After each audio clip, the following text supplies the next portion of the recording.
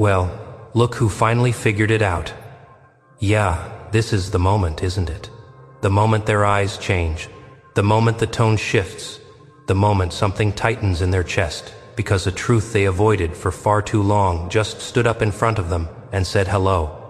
They finally see it. Not all of it, not yet, but enough.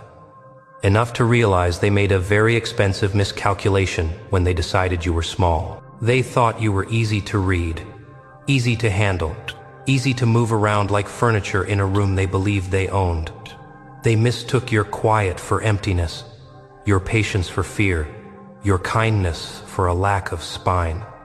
They assumed that because you didn't react the way they would, because you didn't shout, threaten, or perform outrage, that you must not be aware, that you must not be keeping score. They were wrong. What they never understood is that while they were busy talking, you were watching. While they were busy asserting, you were absorbing. While they were busy taking up space, you were learning the architecture of the room. You weren't frozen, you weren't lost. You were listening for patterns. You were noticing how their words shifted depending on the audience, how their behavior changed when control was threatened, how their kindness had conditions, how their respect evaporated the moment they believed they had leverage. They called you passive because it made them feel powerful. They called you harmless because it made them feel safe. They called you naïve because it protected their illusion of superiority. And all the while, you let them believe it. Not because you couldn't correct them, but because correcting them would have taught them something too early. Silence was never surrender. It was distance. It was restraint. It was you choosing not to hand your energy to people who would only use it to sharpen themselves against you. You weren't staying still. You were moving internally, reorganizing, shedding old instincts that no longer served you. You were unlearning the reflex to explain yourself to people committed to misunderstanding you. They don't like this part. This is where their story starts to wobble. Because now they're replaying moments, conversations, decisions.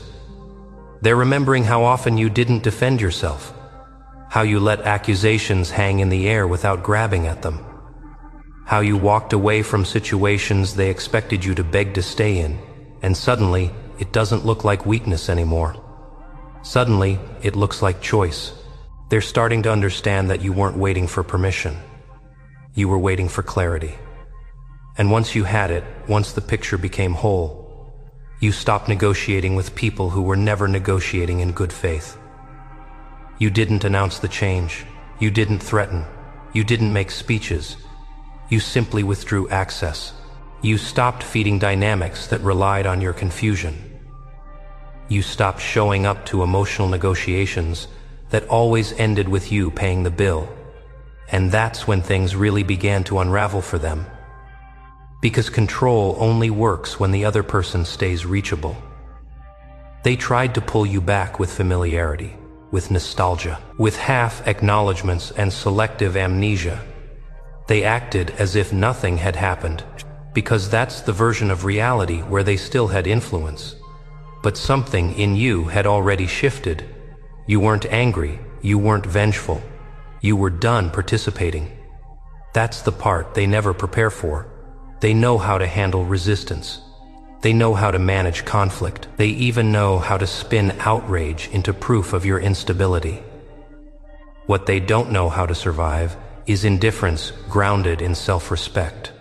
Because when you stop reacting, when you stop explaining, when you stop seeking validation from the very people who benefited from your self-doubt, the entire structure collapses. There's nothing left for them to push against. No emotional handles, no predictable buttons. Just space. And space is terrifying to people who rely on proximity to feel powerful. They're realizing now that you were never dependent on them the way they thought. That the attention they withheld didn't starve you. That the approval they rationed didn't define you. In fact, the moment you stopped reaching for it, you became lighter, clearer, harder to reach in ways that mattered. They're watching you move on without ceremony, No announcement, no dramatic exit. Just a quiet reorientation toward a life that doesn't revolve around proving anything to anyone who already decided who you were. And that's where regret begins to creep in.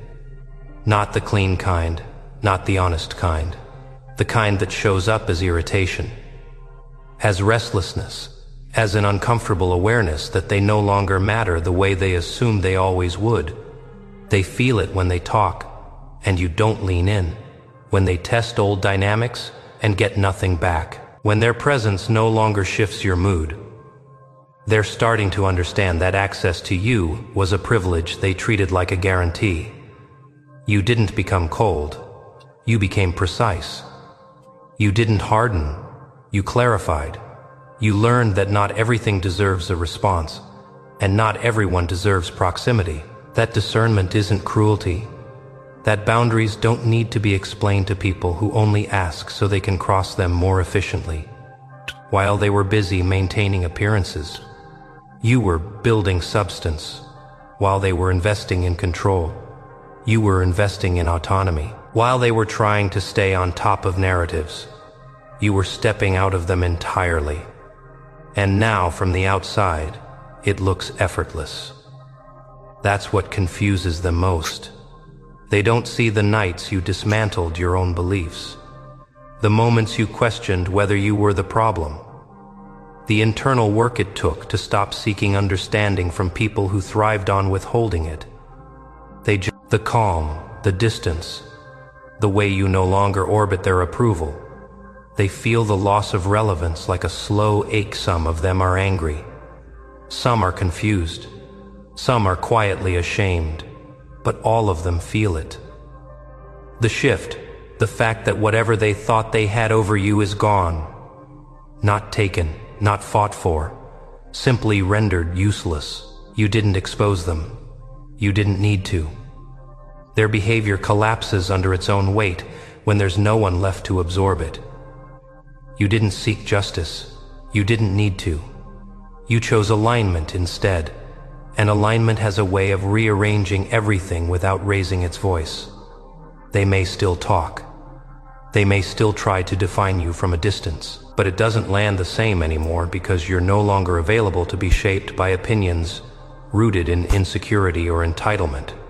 You outgrew the room without flipping the table. That's what they're sitting with now. The realization that you were never playing the same game, that while they were focused on winning, you were focused on leaving. That while they were trying to dominate the space, you were quietly building a life that doesn't require their participation. And the most unsettling part for them is this: you didn't leave angry. You left clear. Clear about what you deserve. Clear about what you tolerate. Clear about the cost of staying in places that require you to shrink in order to belong. You didn't burn bridges. You simply stopped crossing them. They feel the absence now, not because you announced it, but because it's undeniable. The energy you used to bring, the patience you used to offer, the emotional labor you used to provide for free, it's gone, redirected, reclaimed. You're already somewhere else mentally, already building something quieter, steadier, more honest. And they're just now realizing that the version of you they thought they understood no longer exists. This isn't revenge. This isn't dominance. This is consequence without confrontation. And the story isn't finished yet. They feel it most in the quiet moments, when there's no one else around to distract them, when the noise dies down and the truth has room to breathe. That's when it hits them hardest. You didn't just walk away from them. You outgrew the entire version of reality where they mattered. And that's a loss they don't know how to process. Because people like that are used to being the reference point, used to being the axis others rotate around, used to their words shaping outcomes, their moods shaping rooms, their approval shaping behavior. They don't know what to do when someone exits the gravitational field entirely. You didn't argue your way out. You didn't fight your way free. You didn't even explain. You simply stopped orienting your life around their expectations. That's what broke the spell. They replay your last interactions now with a different lens. The moments they brushed past, the boundaries they ignored, the times they assumed you'd always come back, always bend, always forgive without change. They see it now. The subtle signs of withdrawal, the emotional economy you were quietly restructuring. You were conserving energy. You were reallocating attention. You were choosing yourself without announcing it. And because they weren't paying attention to anything that didn't serve them, they missed the shift entirely. Until it was too late. Now, they're left with questions that don't have satisfying answers. Why didn't you react? Why didn't you fight harder? Why didn't you chase closure? Why didn't you demand accountability the way they expected? Because you learned something they haven't. You learned that closure doesn't come from conversations with people who benefit from your confusion. You learned that accountability doesn't require your participation when patterns speak louder than explanations. You learned that the strongest move is not proving your worth to people who already showed you how they value it. They thought silence meant ignorance. They thought patience meant tolerance. They thought your willingness to understand meant you'd always excuse. What they didn't realize is that understanding doesn't equal staying. You can see someone clearly and still walk away. In fact, clarity is often the reason you do. They're starting to notice how little access they have now. How updates about your life reach them late. How mutual spaces feel different because you no longer anchor the dynamic. How conversations feel hollow without your presence, absorbing tension, smoothing edges, making things easier for everyone else. You used to be the stabilizer, the translator, the buffer. And when you removed yourself, everything else became louder, sharper, less controlled. That's when they realized how much emotional labor you were carrying without credit, how much regulation you provided simply by being thoughtful, restrained, and self-aware. They didn't appreciate it because they thought it was endless. It wasn't. You didn't harden. You clarified your limits. You didn't detach because you stopped caring. You detached because you started caring correctly. There's a difference now when they think of you. It comes with a strange mix of admiration and discomfort.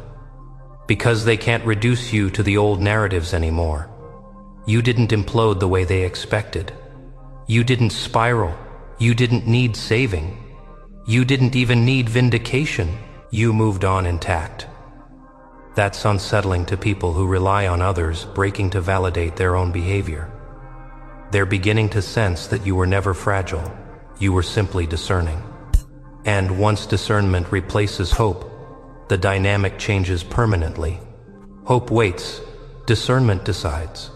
You decided. And here's the part. They won't admit to themselves. A part of them envies you.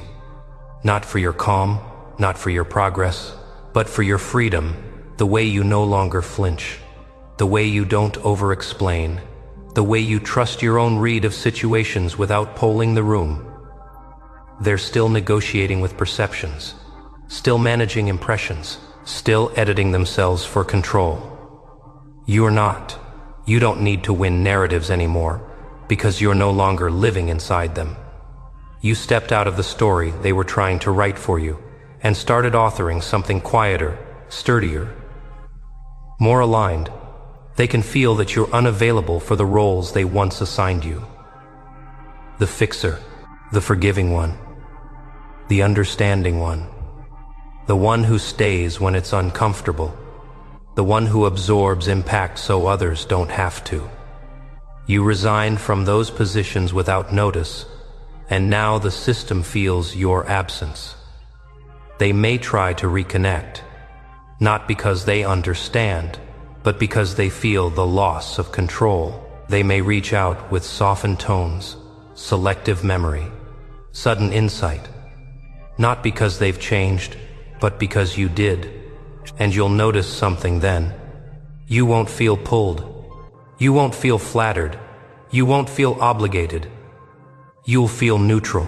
And neutrality, when it's rooted in self-respect, is irreversible. You see them clearly now, without resentment or longing. You recognize the patterns without needing to confront them. You understand the dynamics without needing to explain them. That's the power shift. Not dominance, not revenge, not exposure, just independence. They're still processing the fact that they no longer get to define you, that their opinions don't shape your choices, that their approval doesn't unlock access, that whatever authority they assumed they had evaporated the moment you stopped participating, and you didn't replace them with bitterness. You replaced them with alignment. Your life feels different now, quieter, more intentional, less crowded by people who only show up when they need something from you. You're not performing understanding anymore. You're practicing discernment. You don't rush decisions. You don't chase explanations. You don't volunteer access. You choose. And choice, exercised consistently, rewires everything. They'll continue to feel the consequences, not because you're punishing them, but because they're finally living without the buffer of your patience, without the safety net of your empathy, without the assumption that you'll always make space. You were never too much. You were just giving too much to the wrong places. Now you're selective, and selection is power. This isn't the end of the story. It's not even the climax. It's the quiet middle where things rearrange themselves without drama, where you